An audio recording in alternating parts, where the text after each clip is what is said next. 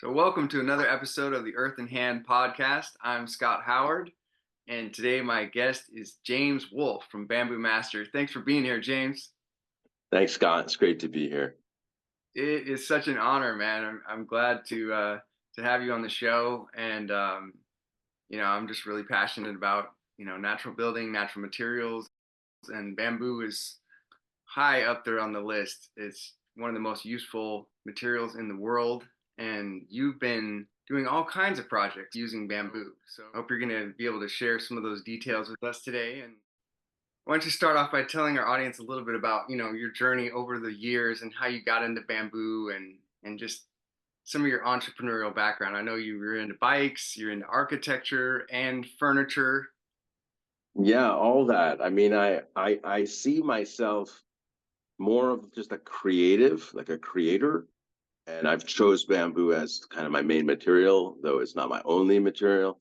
Um, like it's people talk about ikigai, finding the place where you're using your skills, you're passionate about something, you're doing something good for the world, and kind of like this is where I am with my ikigai. And there's a sustainability aspect, there's like an environmental responsibility. Designers are the people who make all the shit that there is. So some of the designers need to be doing good shit. And I kind of decided to do that a long time ago.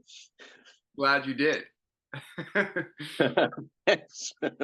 So how I got into bamboo. So I grew up in New York City, and we had a number of like country houses, like serially as a teenager back in the 80s. Like we'd buy these old houses and live in them, fix them up and find the next one. And this was like a weekend thing. Then I went to RISD. I studied industrial design, man-machine interface, ergonomics, visual perception, um, manufacturing, drawing, rendering. I studied industrial design, and I graduated the year before computers were used for design. You're so lucky. So our generation of designers draw really well. Like it's a prerequisite to be artistic and to express your ideas with a pencil. And I really still really appreciate that, because I can pick this up, put it on paper, and get the idea expressed, and we can start discussing it with the creative process like long before you turn on a computer and wait for a program to boot. And the programs kind of make it easy for you to do something, and then you kind of bend in a way to do what is easy to do, easy to draw, or what it wants to do. But to have that direct connection between your idea and your hand, like immediately, is I think really valuable, and kind of drilling down to the core of like what we want to be in, what we want to use, and how we want to use it, and the kind of places we want to experience. And yeah, I'm glad that I still draw. I'm glad that I'm one of these designers that goes right from the idea to this. I left America in 92, and I apprenticed to master woodworker in Tokyo. And I was living in Tokyo doing actually two totally different, well, three things. One is music to survive. I'm musical. I apprenticed to a Japanese woodworker, furniture maker, and learning, the spirit of craftsmanship in Japan, and the relationship with your hands and the tools and the work being done. And I had another job where I was chief designer for a motorcycle racing parts company, like really, really high tech, high performance things that make motorcycles go fast. And so that, I like this kind of this in the design world, like between hands-on creativity, craftsmanship, and high tech, and everything in between. So like different from other people with bamboo, I've really approached it in kind of like a high tech mindset, like how can it be really leveraged. So in Japan, my neighbor came up to me. He was a florist, and he showed me this thing in Bali, 1995, the fourth World Bamboo Congress at Linda Garland's place. And then I was hooked. I was hooked on bamboo, 1995. And then one of the guys there was Doug Lewis, and he had this board, like a board of wood. And I knew it was bamboo because I knew where I was. Everything was bamboo, but this really looked like wood. And I was like, hey, I gotta, that's really cool because we all know that bamboo is sustainable. And then to replace it, to put it in the form of a board where people kind of know what to do or know what to expect relative to wood, and that there's machines that work wood. So in '95, I went and moved to Vietnam to build the first factory to make wood from bamboo. It was, Okay. Wow. yeah. Yeah, that was a very early time for that kind of product. So you're slicing up like a very thick walled bamboo and then kind of reassembling it into a board shape. Is that right? Well, 30 years later, if you go to any home store, like today, half the products that are wood are bamboo, like all the furniture and shoe racks and containers for storage. Like I'm noticing about half is bamboo. You go to IKEA, Home Goods, or Target, and Oh so yeah. yeah, the Wow. vision Wow. I had about bamboo possibly being an alternative and a regenerative alternative to wood is happening. Definitely. So they just glue them together, right? It's like gluing and clamping style and then playing it down. Yeah, yeah. It's like butcher block. So you mill sides parallel and glue them together, and then um, it's an additive process, which I also thought was really interesting because wood, if you want a big board, you've got to wait for the tree to get really big, and then you take a piece of this, you take off the bark and stuff, and you get a big board. But with bamboo, we're adding up pieces, so you make as big as you need. So it's like another level of being more conscious with the natural materials that you're using. Outstanding. Definitely. Yeah. Yeah, you can use smaller pieces. Make Right. You use smaller building blocks to build up to what you want. And this material, like it's really strong. It's stronger than wood because the fibers are all running lengthwise and linear and parallel. And the weakness in wood is sometimes the fibers are going like right across the board, but you cut it like that, and then that's a weak spot, and it breaks in wood. So if you were going to do something that's like engineering wise and you replace bamboo for the wood and you're aware of the load paths and the stress and the strain, then you need less of it to have equal strength than wood. right. Yeah, very light. I've heard you can essentially make spaceships out of bamboo. It's so light and strong. Absolutely. Just so everybody knows, the first airplanes were bamboo. All the first aviation pioneers made bamboo airframes. The first blimp was a bamboo frame. The first rocket was bamboo stuff with gunpowder shortly after it being invented.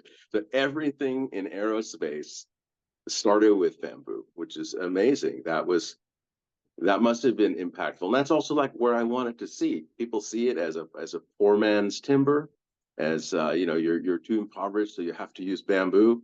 There's a certain narrative to that.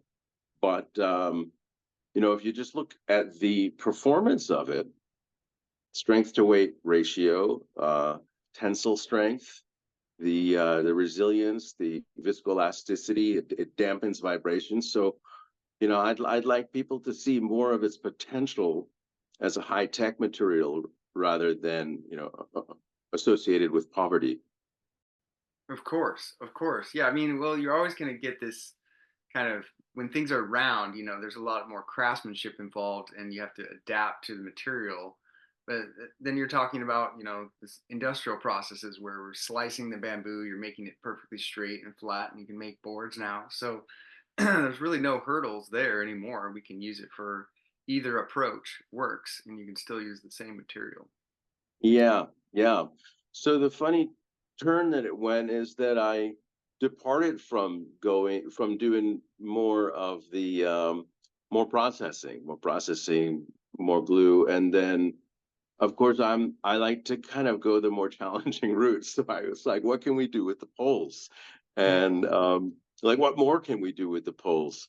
So got back into pole stuff, and honestly, it's like not even my aesthetic. Like, okay, it's got kind of a theme, right? Like maybe I watched a bit of what was it, Gilligan's Island, where they kind of made everything from bamboo. um, Exactly. but the more we can do with the less processing, the less intensive, the less glues and stuff like that, I think's better. What we face with the industrialization of it, when it's more in a natural form, is like you said, it's difficult to handle. It takes a lot of judgment. You got to look at it and turn it around, feel it, and check the quality. It's not like consistent supply of 2x4 or 4x8 sheet good. It's you need a lot of human decision making when you're working with poles.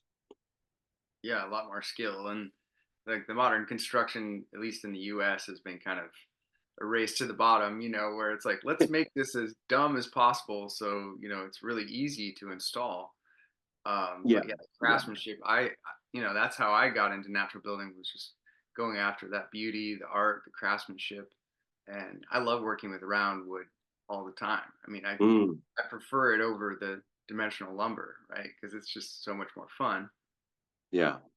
But yeah, I mean, it's so many possible applications, and I never get tired of talking about natural materials. So for me, it's like bamboo is like the final frontier in a way. It's like that area I never got that deeply into yet. So I'm just Oh excited to yeah, absorb all yeah. that information. I was showing you this earlier. It's like one of my favorite books right now. This is like magnum opus. One of the great references We, that we have. I don't have that book. Whose is it and when's it from? So this book was originally published in German. I think it's Yeah. from like the 70s. And it is just such it's you can buy this version now. It's in German and English. And it's just a comprehensive overview of all the different uses of bamboo and all the different techniques, joinery, all the species, talking about really the ecology surrounding so many different bamboo species. It's extensive. It's a beautiful book. There've been a couple of recently, a few really good new books have come out. The one that Eugene Lowe did um, about 2 years ago, maybe 3 years ago, has got the pictures of all these different buildings, but then um, and then there's also kind of like a CAD drawing that kind of breaks it apart in different colors to show you, what different structural parts are doing what. And that's an awesome book. Jörg Stamm has just come out with a book. It just got published like a month ago. And of course, it's going to be amazing. The books are in Europe right now, so we got to get a few boxes of them brought to the States and distribute them. And then there's another book. It also came out about a year or so ago. On the cover is the Ark, which is the gymnasium that we built while I was working in Bali at Ibuku. And I spent a year working on the Ark, which is an incredible structure. And it won a whole bunch of awards, Architectural Master Prize, engineering awards. So that's on the cover of this book, but it also kind of like talks about all the different kind of approaches that you can do in bamboo architecture. You've got your curves, you've got your post and beam, you've got different triangulation, parametric architecture, hyperbolic paraboloids. Some of these structures that work really well, all of the structures that work really well with bamboo that we know are outlined in this book. So yeah, it's great to see more stuff getting published and more ideas. There's been a huge amount of traction in bamboo architecture, I'd say, over the past 5 years. Definitely, definitely. Yeah, it's amazing. And I see, on Facebook, Like that's how I found you. So many amazing bamboo buildings and models, and wow, just it's mind blowing. And I remember, back in whenever that was, 2010, I think I was teaching in Puerto Rico, teaching some earthbag dome building, and we had Yeah, a side trip, a field trip to this guy's place. His name was Bamboo Joe. I don't know if you ever heard Joe of him. Shear, He was Joe there for Shear, so yeah, many years, yeah, and it was mind blowing because he had hundreds and hundreds of different species of bamboo all growing in the same place, and he knew all this information about each one. This one's used for this, and this one's good for that, and they yeah, had some bamboo that were completely solid. There was no internal air space. It was a yeah. solid wood, and some of them were these giant timber bamboos, very big diameter, really tall, and yeah, it was just really incredible. Just realizing bamboo is not one thing. There's I believe there's thousands of species. Is that correct? Yeah, between there's I'd say almost 2,000. Some people say a couple thousand, some people say a little bit less. But yeah, everything from a ground cover to giant 200-foot poles. And so yeah, a little bit about it. There's almost 2,000 species. It's a grass. There can be big, small. The press, which I follow, I get like a Google alert for all these different topics every day. And it kind of kills me like how they demonize it, like it's invading your property and it destroyed my house and it got sued by my neighbors and like ordinances banning bamboo. But there's two distinct families. There's running and clumping. In the 2,000 species, it's they either run or they clump. Um, And so the clumping is really like a bush. It's not going to go to your neighbor's house and it's not going to creep around. It's just going to become a larger bush. And but the demonization of it in the press really kind of freaks me out, like why they have to make it sound so scary. Well, yeah, and I think it's some type of bamboo is native to almost every continent. Maybe except Europe, right, and Antarctica. So it's Yeah. like, yeah, there's just so many types. But well, tell us a little bit about some of your accomplishments. You're an entrepreneur. You started companies in bamboo bikes and bamboo furniture out of Vietnam, and setting up Yeah. bamboo production facilities. Yeah.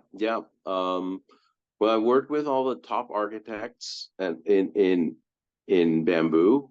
Uh, Found in the beginning, kind of founded a prefab factory for bamboo technologies. It's also bamboo living. These guys in Hawaii, architects, and I was their first guy on the ground in Vietnam in the '90s, where I got the blueprints, and they said this is what we want to build, and I got them built. I worked with the factory and with the workers, lived there, like lived where I worked, and built bamboo houses. And worked for a while. I watched Ibuku, very cool architecture company in Bali, and I was like, man, I want to check them out. So I gave them a call, and what do you guys need? And they were like, we also want to do prefab. And so I spent all of COVID doing prefab and building stuff with Ibuku in Bali. In the past few years in architecture, I've been working a lot in Costa Rica.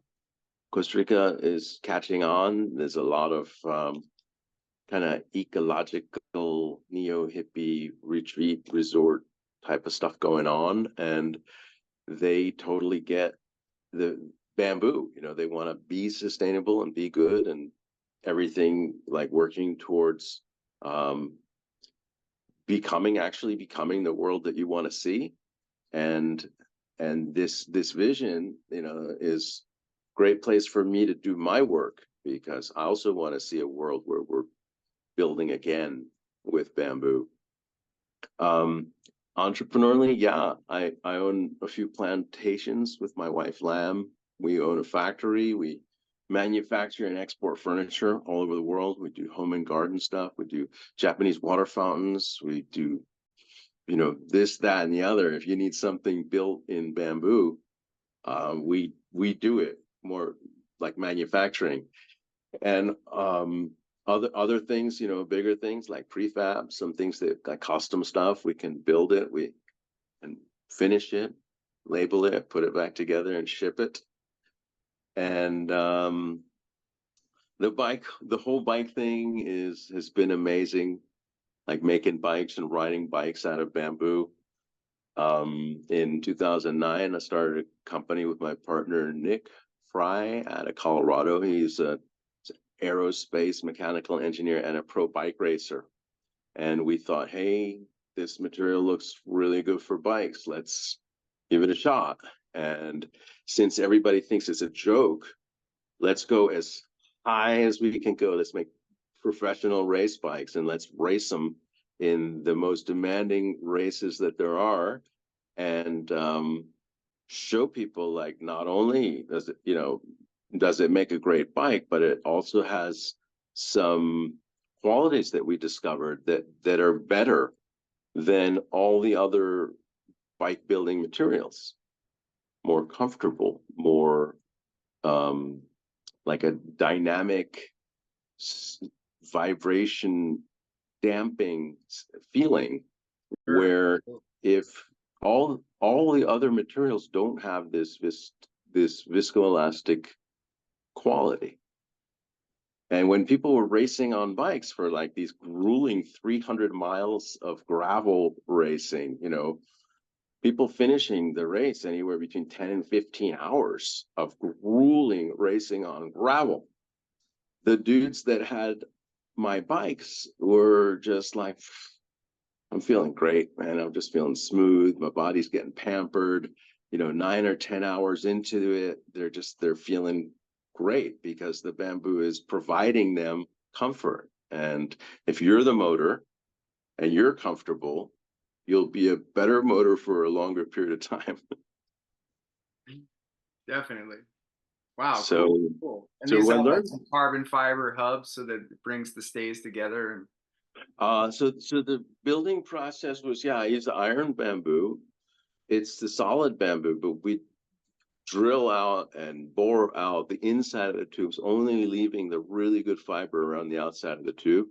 okay, And yeah, a lot of R&D, a lot of engineers. Like I had people from Switzerland come over and we did testing and mechanical engine. Like I found a network of mechanical engineer bicyclists to come and say, let's of further course. this. Let's make this amazing. So yeah, the company, we had amazing run making awesome bikes. We had a race team, cyclocross team, and yeah, I'm not making them at the moment because I'm in the States and all my stuff is back home in Vietnam.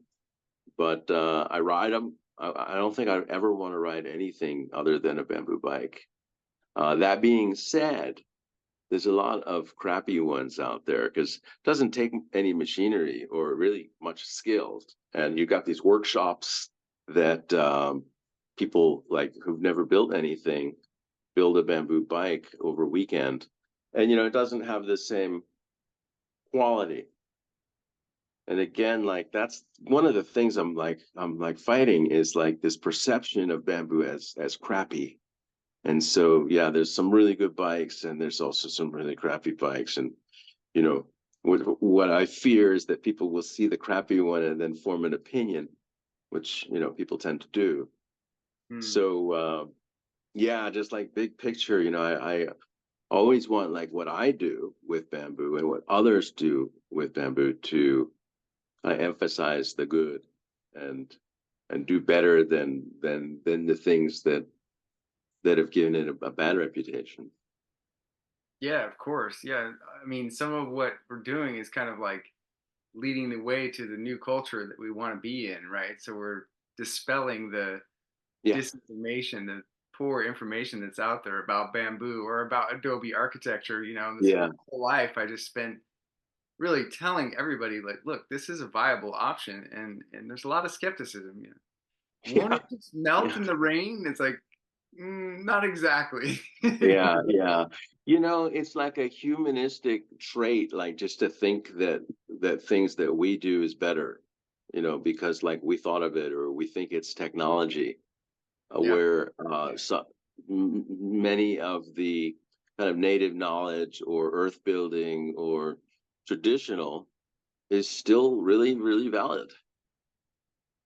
definitely. Yeah, I mean, everything that we have as humanity came from original peoples all around the world. It's just Yeah. been adapted to now, and so it's like, yeah, we don't want to lose all those important pieces of the information and the architecture and the technology.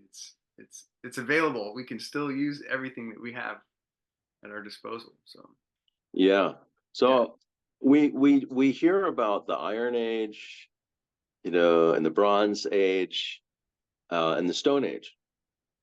But at some point during the Stone Age and throughout all of this has been the Bamboo Age.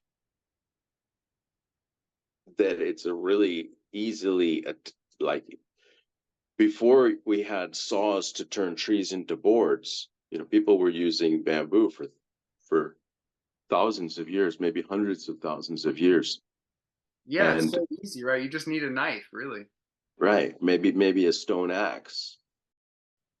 And then with a stone axe, how many things, and we could do that as a workshop. Like we start with an axe and like how many things can you make with bamboo and blow people away? You can make splits, you could do weaving, you could make sheet goods, you can unroll a bamboo tube into a board just using an axe. Mhm. And so um I know for sure that we built for a long, long time many, many things out of bamboo, just that we only recently learned about which ones to use for longevity. I'm going to go into my dir. Good dir is thing. do, this is my dir. It's do everything right. And it starts with the species. You can't use any kind of bamboo. You got to use the ones that are like we know are really good for building. Right. Low starch, low sugar, hard, strong. Like species comes first, and then the quality of it, like how it grows, like how you're selecting it, when you're selecting it, the age it is when you're harvesting it. Right. Just like you could be growing a broccoli or a tomato. You have a very different experience with it when you harvest it. So that's number two. And then the third thing is treatment. We only learned good treatment like 25 years ago. We learned that boron and borax going into the fibers of the bamboo. Um, the bug that is the bug that usually likes to eat bamboo is called the powder post beetle.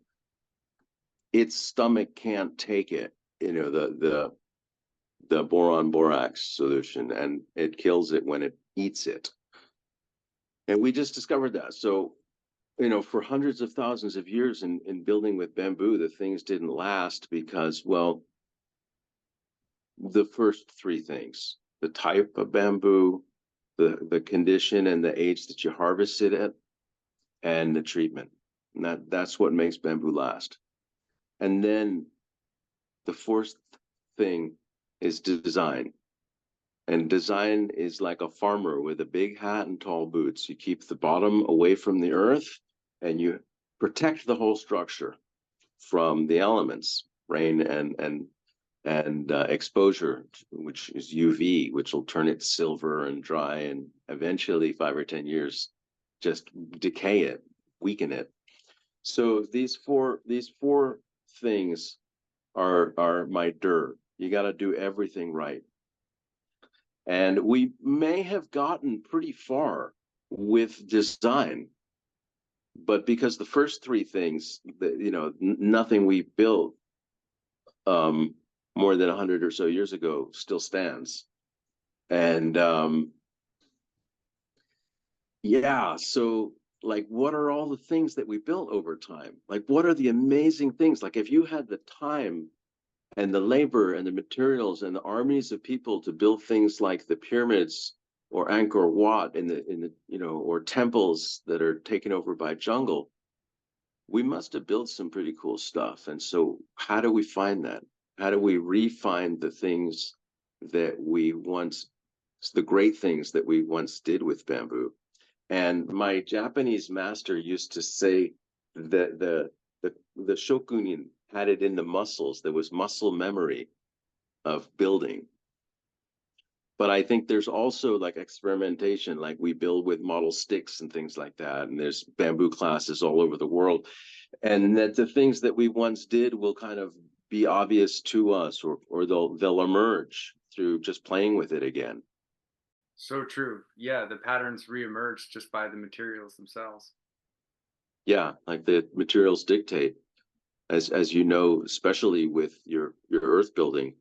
So I think where this is all coming together is the combination of bamboo and earth building, and what we can learn from the past and put these things back together and impress people, right?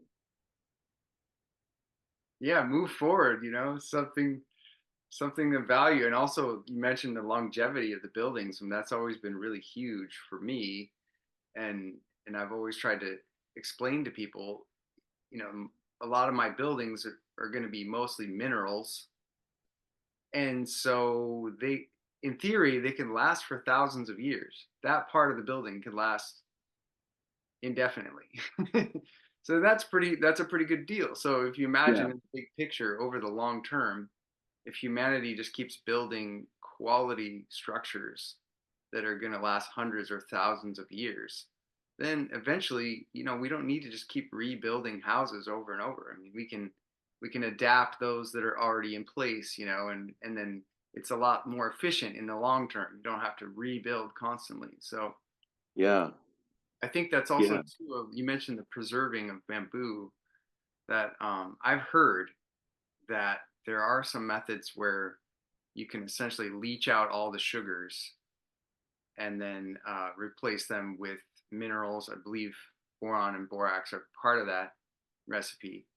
But anyway, you can end up with essentially like a synthetic petrification process where the Hmm. bamboo itself, when you're done, can last hundreds and hundreds of years. Have you heard Well, of it? that's interesting. I haven't heard of that. Um, I mean, you're right about leaching out the sugars and starch and replacing it with crystals, salts, basically. Yeah, I mean, I heard about it from a guy named Juan Schlosser. Hmm. He has a company called BioArc. So Hmm. we can get in touch with Cool. him. But yeah, Juan is doing some great things, some temples in Bali and temples in India, mostly with Oh, bamboo. cool. Maybe you can explain something, because I just heard about this with Roman cement. Like when it cracks, moisture gets in, and then more calcium builds and it repairs itself. Yeah, I was just reading about this the other day. And I went to go see all these like the structures in Rome and everything when I was younger, and just amazing stuff. Apparently the chemistry, they were able to get quicklime mixed into the cement chemistry so that not all of the quicklime was reacted. So that makes it so that when a crack does open and the water Hmm. gets in, then it reacts again and it forms more cement. So it's a self-healing It's amazing. concrete. Yeah. Yeah. I think like therein lies some of the tricks, like you were saying, that I'll have to think about that with bamboo. It may be something that I know a few people are working on with mycelium. Bamboo can, as we know, be a host for fungus, especially when it's wet and untreated.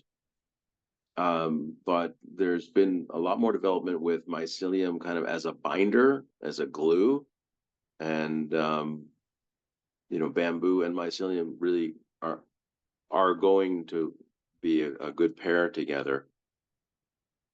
Fascinating.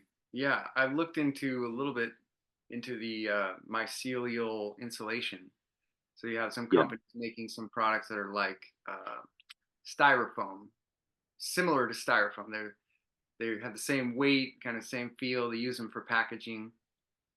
Yeah. Eco-native, I believe it is eco-native. Anyway, Uh, yeah, there's a lot of potential for using that in architecture. yeah. So I think the biggest challenge in all of this is the roofing material. Like if we can keep the earth and we can keep the bamboo protected and dry, then its longevity is not an issue. Um, than other things like microbial or moisture from the bottom. But that's another thing that can be designed out as a risk. So yeah, roofing. We look at the options that are used in our world, right? Shingles, pretty popular, 10, 20, 30 years, but an awful material. It's outgassing bad stuff, and its disposal isn't good. Asphalt.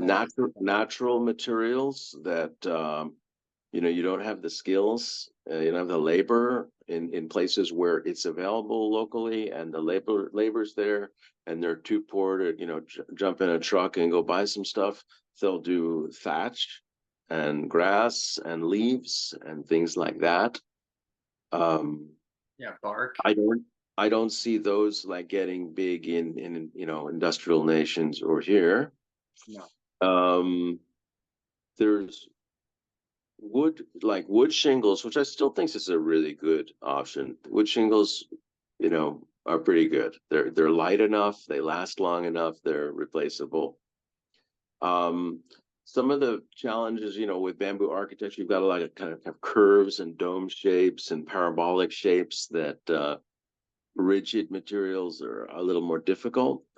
Less with We find less success, but regardless, they still happen. There's uh, copper roofing. Ibuku's been doing a bunch of copper roofing, and there's Spanish word is lona. English word is like a membrane, like a tarp, stretched membrane. Sure. Yeah, single ply These, these membranes. these things are pretty good. You've got your disposal factor, you've got transportation. It's not really a natural material, and a lot of them Not at all. like just they decay or they mold. All these tents, even the high end bell tents, they all seem to mold. So like the big challenge I still think is like roofing. Sure.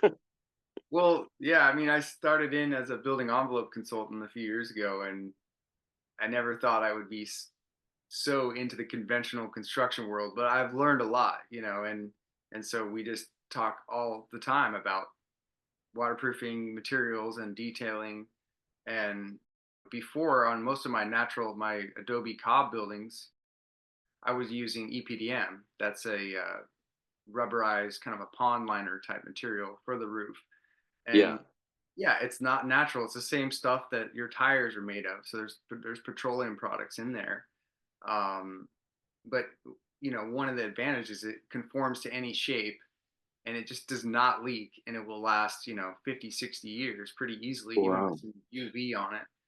Um, Wow. so there's some compromises along the way, Yeah. and maybe we're going to get there eventually where we figure out how to, do things in a very efficient, fast way, more industrialized, but still all natural. But yeah, I'm currently looking into some alternative cements and using thin shell cement design. Mm. Uh, so like a reinforced, very thin wall to make the roof uh, for my natural buildings. So magnesium cements or geopolymers, or in some cases you would use Portland cement because it ends up being a very small amount. So ultimately, there's a trade-off there. But yeah, I'm all ears in terms of like that's what I think about all the time is how can we shed the water? How can we Yeah. more efficiently and elegantly, and in a way that can meet and match with those elegantly curving buildings like the ones you design, so Yeah. curving. So, like, given the challenge, if we were going to do that in America, let's say I could build whatever shape I wanted. What do you think is the best bet for roofing here in the States? Well, I mean, yeah, like I said, I do think thin shell cement has a really strong place, especially in terms of getting a permit, doing that in some kind of a so-called first world country where they have so many dang rules you can't even fart without a permit. Yeah, You can still get it engineered, and if it's reinforced in the right amount and the cement itself is has the right strength, then I mean yeah, you're talking like 2 inches thick, and you yeah. can. So the roof itself is also structural. Like at some point, it comes all the way down. The loads go all the way down to the foundations through the roof. Like, Yeah, yeah, is that that would what you're be. saying? Yeah, that's that's Yeah, that's what I'm looking at is making domes or vaults or hyperbolic paraboloids. Um, yeah, there's infinite possibilities in shape, but yeah, the curves are what give it the strength because it's such a thin wall, similar to an egg, like a chicken egg. yeah, yeah, yeah. So I had this idea like, something that I build, and then there's a grid shell, and then there's some layer that you can do some slushy shit on top of that it looks nice from the bottom, and it holds all the next levels from leaking through, and then some number of layers which end up at the top one is waterproof. Right. So I think that's your challenge. Well, yeah, and that's not the end of the story. What I said is like you still need to coat the masonry with something like, you're talking about Kryton. There's some Yeah. brands of like masonry sealers that are very high quality and they're not toxic. And so, Uh-huh. they may not be 100% natural, like there may be some petroleum products, but you're also looking at some new products that are coming out, like these bio epoxies, and I'm super curious about that. Uh-huh. Talking with a guy this week, he's in Australia. They got bioxy, a bio epoxy, and they're selling a lot of that Oh stuff. yeah, yeah, yeah. That's good. When you do the pond liner roofs, what do you put anything on top, or that's the top layer? I mean, usually we prefer to do a living roof on there Yeah, you so do. that the Yeah. ballast, the soil, and the plants will protect the pond liner from the ultraviolet. Oh, oh, nice, beautiful. So you get a membrane and then a green roof on it. And it's just so nice looking, and then you kind of Yeah, get about that ugly, black rubber stuff. You get to kind of yeah, top nice. some plants. And what's usually under it? Well, it depends on the climate. So sometimes you would have to use, there's some cushioning, and then maybe some underlayment Hmm. or insulation.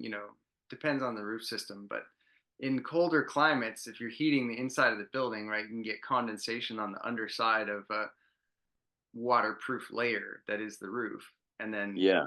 all the time it's like, oh, my roof is leaking. Well, no, not exactly. You have the condensation from inside can then drip down. It will Yeah. condense and then So this is cause. it's really challenging, with temperate climates and walls and heating. It is. I've been trying to just get, my work as it comes in tropical places, more open air, more pavilion, more glamping. Yeah. And yeah, of course in North America everyone asks me, like talking about a cabin in Vermont or something with and there's a few people working on it. There's rhizome and bamboo hardwoods, bamboo living, the BAM core, trying to get into an industrialized bamboo based panel Sure. for houses that you can heat. But that's a I can't afford I'd run out of money to buy food if I went that direction. So I'm Yeah. Well, happy. there's this lady I met a couple years ago, just online, Jennifer from the Yeah, Sorise Marine bells. Center. in Texas. Do you know her? Yeah, Siwerski yeah. Learning I Center. think I think her name is Jennifer Bales, I think. Yeah, she's doing really cool stuff. And she's moving her whole thing to like to I think the North Carolina or something. That's right. And Yeah. a lot of bamboo there. That's a whole other thing, like or how and for what we're going to utilize American grown bamboo for. And I've been, since I moved back to the States a couple of years ago, just networking with people. There's bamboo all over, and addressing kind of like a network and a collection system and maybe an app that you can take pictures and it'll tell you what it is, what it's good for, who to contact, maybe how it's growing, and connecting with satellite pictures of like what we have in America, and how we can eventually utilize it. If it's not for building, it might be for panels, it might be for pulp, paper. It could be definitely biochar. It could be, some kind of biocomposite. So yeah, big question. How in the next few years are we going to utilize what we got growing here? And Hmm. also what kind of like aids, uh, technological, manufacturing, AI, whatever, can we do to make it easier? Because we're lazy here in America. We don't like to work. We don't like to like get out there and do stuff that's like thorny and itchy and labor intensive. And bamboo is all of that. It's Definitely is. uh, Yeah, it's scratchy stuff. But yeah, yeah. Like when you're doing earth building, like, it's muddy and it's heavy, and but when you go to harvest bamboo, man, it doesn't even like, I have my plantation in Vietnam, and like if I go out there and with a saw or a machete and I'm doing some trimming, it knows I'm there, and it pokes me with its leaves, and there's like a little bit of poison in the tip of the leaf, and it's like aggressively like, I don't like what you're doing, like you're cutting me. so itchy. Like you gotta be all covered up, it's Definitely.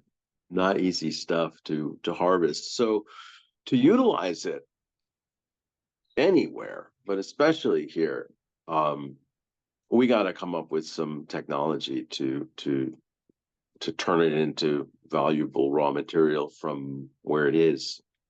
Yeah, I liked what you said too about just identifying where the resources are, and how to get from point A to point B. And most of the time, people don't know if there's not a really heavily established pathway, Yeah, knowing where the bamboo is grown and how to get a hold of it and what you yeah, can do with the different species. I think that would be a great service to everybody, just yeah, it would be. front and I center. I built a platform earlier this year called Bamboo Job Board, and it's bamboo.Together. And like I just built it, like I just put it out there, like people looking to train, people who have something to sell, architects looking for clients, landowners looking for builders or bamboo even. um and just like I started this as like a way just to kind of get people to networking's, you know be is really important. And Definitely. um yeah, also what we're going to turn it into, what can we turn our domestic bamboo into, what you were saying a moment ago, like Jennifer has been doing something with oxide, uh something oxide, the red That's one, I the forgot. magnesium oxide. Magnesium oxide, right? Yeah. And like mixing it with bamboo chips, and Right.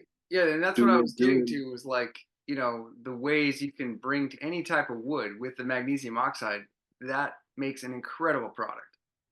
Yeah, yeah. So I haven't done any hands-on. I'd love to get together with her team. There's another guy, another James on her team doing really, doing the hands-on with all this stuff.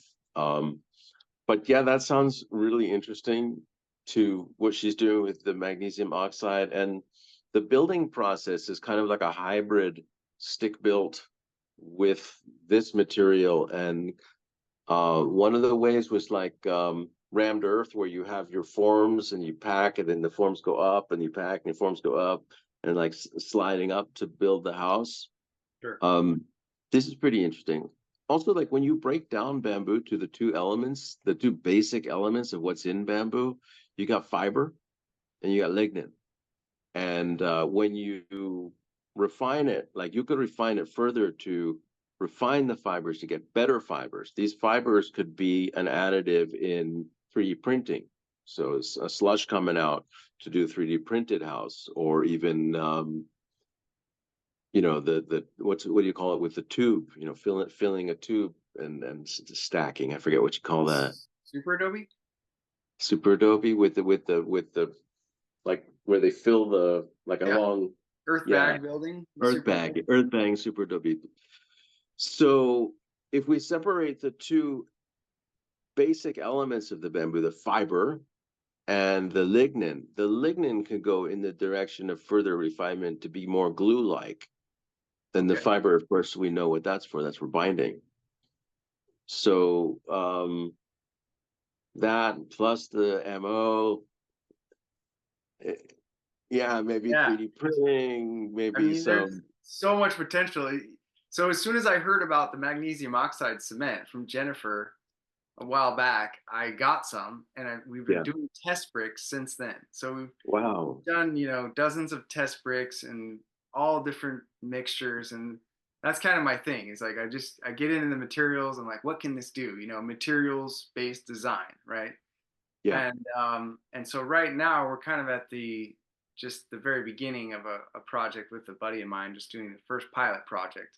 And we're going to do a sauna, a dome shaped building, using an inflatable airform shape, and Yeah. we will apply the magnesium oxide cement mixed with um, some bamboo fibers or wood chips over that, and then plaster it. So Uh-huh.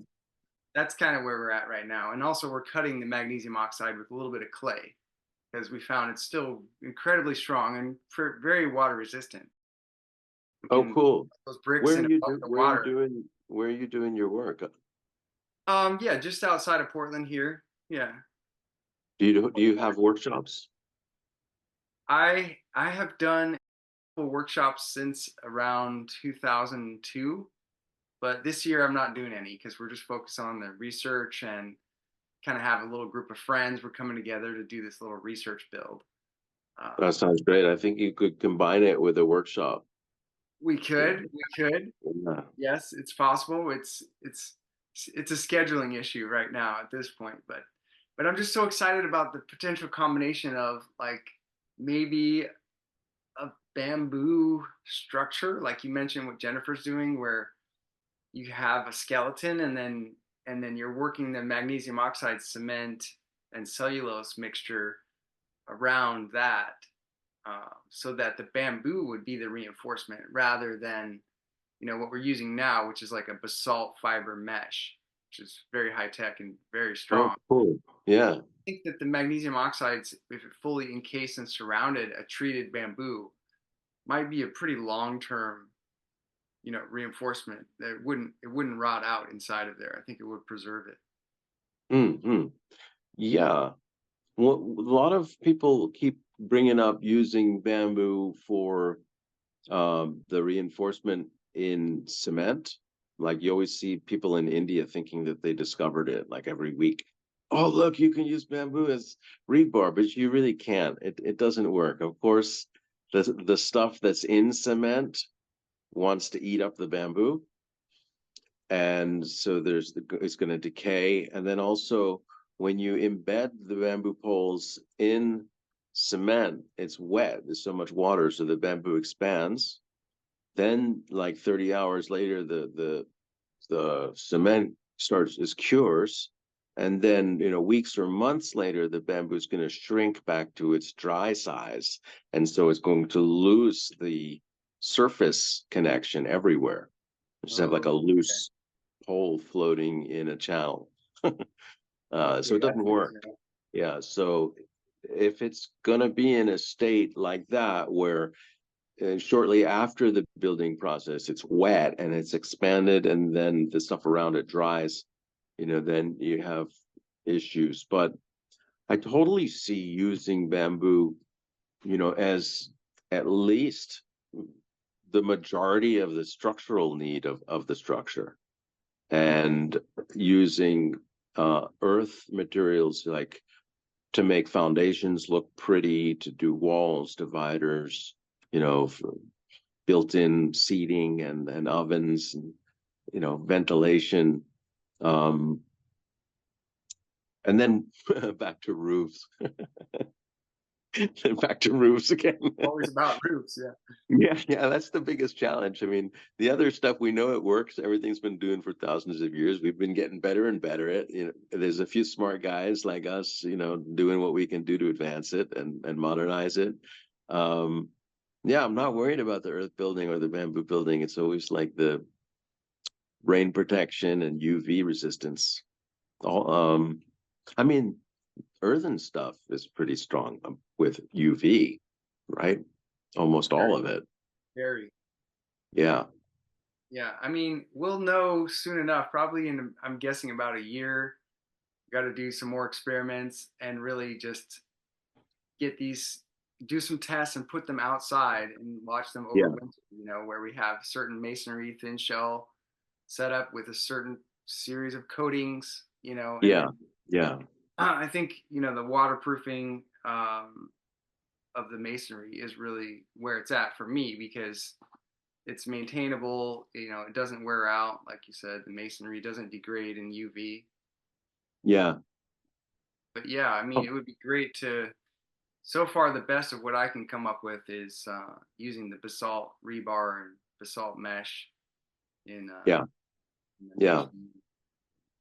So, if there was something cheaper, that would be great. But if you want it to last thousands of years, it's probably not going to be that cheap. That's true. Yeah. Well, there's some people want things to last a long, long time. There's like this some of my clients have asked like a 7 generation lifespan. That's a thing now. But we also know with natural building is that like you can replace a piece of bamboo, or you can add some more, or you can repair, like you can keep things going, Yeah. maintain and repair and reinforce and things like that. So it's like you live with it, and you give it some care. Just pick something that you think is going to last for 200 years. What kind of coatings or oils would you put on your bamboo for outdoor applications? Well, on my bikes, which are out there getting ridden in the sun and in the rain or whatever, use a pretty good lacquer, like a 2K lacquer, like almost pretty much like clear car lacquer. Like cars don't yellow or chip. That's good lacquer.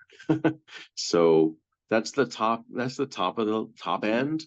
But I've also done different kinds of like PU or oil based. Preparation of the bamboo is really important, no matter what you're using. It's got a lot of silica and wax on the surface, and there's a few ways to get rid of that, but you gotta reduce the silica and wax on the surface and sand it a little bit to give it some roughness, some texture for any finish to adhere, or else it just like so. How you prep it is pretty important. It takes a little bit of care. And sure, like if I build a whole building and then like people are up and around the whole thing, like sanding, it's like a month, right? It's like a lot of work It's a lot of work. to finish bamboo. I want to ask your thoughts. Hey, I'm almost like hesitant to say it, aircrete. Aircrete's great. Yeah, we're doing a bunch of tests with Aircrete as well. And I see it as something, yeah, we definitely want to use it, between two thin shell masonry walls. That would be the structural elements. Then we would use this mineral based insulation that's aircrete is fairly affordable. You could also use something like rock wool, which is related to the basalt rebar that I Uh-huh. same type of Yeah. spun into a cotton candy kind of stuff. Um, but yeah, the aircrete is there's a lot of potential there. I mean, the fact that you can pour it into any shape is so convenient. So we made a bunch of different densities of Portland cement based aircrete, and we have a foaming machine, and we're experimenting with different foaming agents. Uh, Yeah. but yeah, now we've moved into magnesium oxide aircrete, so we're experimenting with that as well. And there is a company out of New York called Aircrete with a K, and they do Yeah. uh, installation of magnesium cement based Oh, foam, you know, yeah. into buildings, conventional buildings. And so it's a thing. Like, it's been around for quite a while. You also have aerated autoclaved cement, which is a very similar product. It's just like a man-made pumice, basically. So Mm. whether or not you could achieve an aircrete kind of consistency with the geopolymer cement, we have yet to try. So there's always more things to try. Yeah. Interesting. I took one of those Dome Gaia Aircrete courses Oh about a yeah. year ago. Yeah. And just thought it was cool. A few years ago somebody was talking to me about Aircrete, and then I thought, yeah, that might be the answer to some of the hybrid bamboo challenges we have. But then that's why I was hesitant to ask, because some people who are in earth building were just like, no, no, no, don't do that. I mean, I used to be so anti-cement, but that was before I learned about some of these alternative chemistries. And really, in terms of like sustainability, or its value for the on the ecological and non-toxic side, magnesium cement is where it's at. To me, it just beats Portland cement in every category. And there's more than one type of magnesium cement. There's the magnesium sulfate and the magnesium phosphorus. Um, the latter is more waterproof, and they use that stuff to repair airplane runways because it sets up so incredibly hard, and it's done in 20 minutes. Hmm. Hmm. Do you think so do you think you can just take bamboo and chip it and like throw it in a cement mixer with the magnesium oxide, and then is that like the way to get it? Yeah. Yeah, the test bricks that we've done so far using the chipped bamboo with the magnesium oxide, different types, were so strong and amazing because the bamboo fibers were kind of long, and also we got such a nice surface on those bricks. I think it's because of the silica in the bamboo. Somehow the silica may be adding something. I don't know why yet, but it Hmm. it works. It freaking Wow. works. It's That's amazing. cool. And Yeah. how long does it take to cure? Is it air dried, each brick? Well, it's a Or cement. is there a reaction also? Yeah, there's a reaction. There's a chemical set time. It's pretty rapid. Um, Maybe I give them about 24 hours before I try to break them. Okay, cool. Yeah, but it's pretty much set in maybe an hour, 30 Hmm. minutes or an hour. So I have an idea about like mobilizing this for America. It's like a mobile brick maker. Just like show up where the bamboo is and chip Yeah, it and make bricks, and then bring them to the local hardware store. exactly. Yeah, or just show up to the job site and make them right there. Yeah, Yeah, maybe you yeah. plant the bamboo like the year before, so you got enough little bamboo and you can chip it up. Yeah, well, that's a good point. You mentioned like planting. When you plant, you need 5 to 7 years before it's really kind of online and producing big poles every year. Sure. Um, so we have a lot of bamboo existing in America, like between Texas and Florida and north through all, I'd say like up through the Carolinas, like the lower right hand quadrant of America is where we've got a lot already. It's not going to be the stuff like that I need for, building my awesome architecture, but it's here. It's a resource and it's regenerative, so it needs to get some care and turn into a product. Um, so that's one thing. Is like, what do we do with what we got already? But if we do plant, and people are doing this, they're planting. Like I usually say, there's 5 species that are really good for building, that are proven: Asper, Guadua, Dendrocalamus strictus.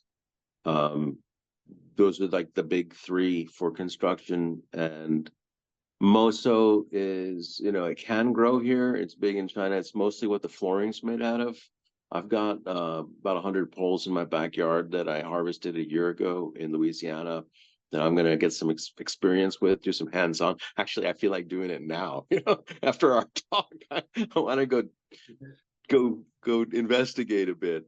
But my point is that, what we plant here moving forward, should be considered. If I'm selling you there's only 4 or 5 good species to build with, Right. then all the others that are like carbon sequestration and greening the earth and making oxygen and cooling the planet, great, wonderful, no problem with those. But like, if you want to build, you should be planting the few that are really good for building.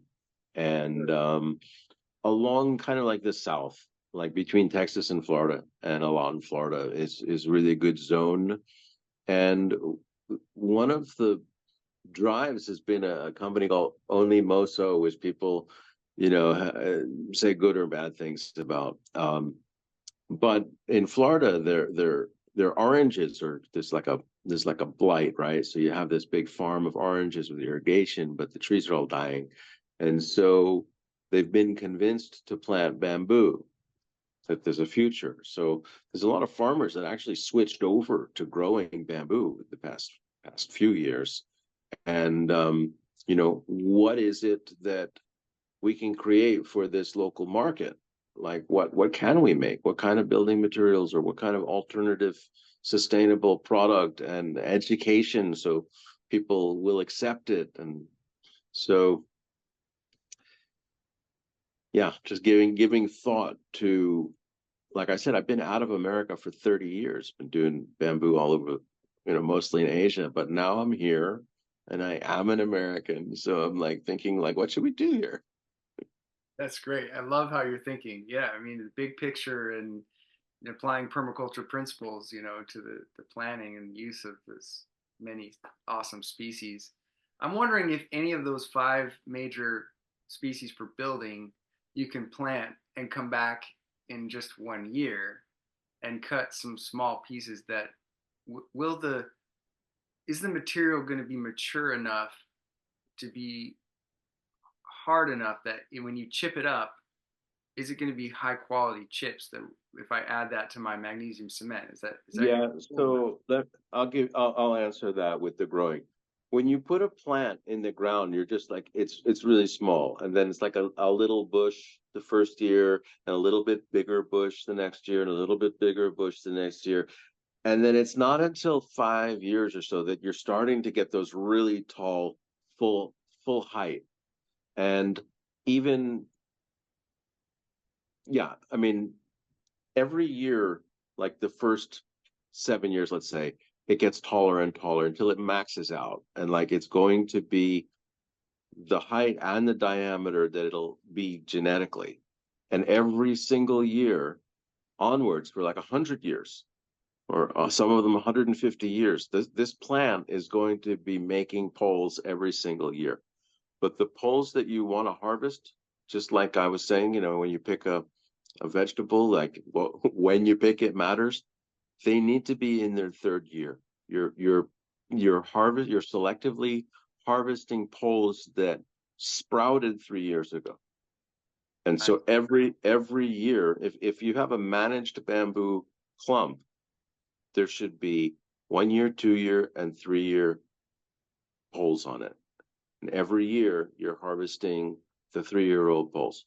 So like this clumping bamboo, like the ones we have in our farm in Vietnam, they're pretty good sized clumps now. They're probably 60, 70 poles on each clump. And that means that every single year we can get like 25 poles off of every clump. And so that's where the sustainability is. But you're not really going to, from planting, don't expect much the first 5 years. So even little tiny shoots, those generally aren't useful, even if you chip them up. They're not mature yet, is what you're saying. No, they're not mature. The shoots are going to be soft and flexible and sweet, and they're only hard and stiff and low sugar, low starch after 3 years. Also, one of my favorite foods. Oh, really? Oh yeah, bamboo Yeah. shoots, man. So I want to give a shout out to Shanti Pierce in Florida, who's been like testing and cooking all kinds of shoots and like making her notes on like the sweetness and how they cook and how long they cook.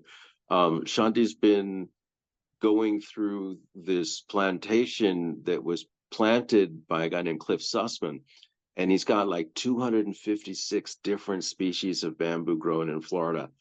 And he's traveled the world. Like he's gone into like little villages in Myanmar or Thailand and like find an old lady and say, which of these bamboo trees has the sweetest shoots? And they're like, that one over there. And like he gets a sample and he's got 256 species in Very Florida. cool. Wow. And all of these have been brought in through the USDA legally. They've all been through quarantine. And he doesn't even remember like where he got, like he just made some like notes, like lady with a big hat said sweet shoots, right? And so Shanti's down there on this farm like categorizing, classifying like what they are, what species they are, and also like testing the shoots. Sounds great. Invite me Yeah, next time you have a feast. yeah, well, we at least we now know who the American expert on bamboo shoots is becoming. So, the first time we talked, you had mentioned that you have a couple workshops coming up in the South, I think in Louisiana.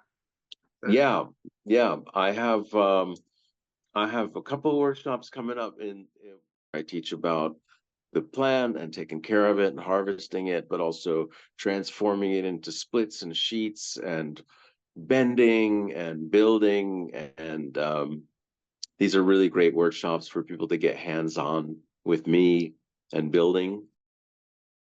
I'm into it.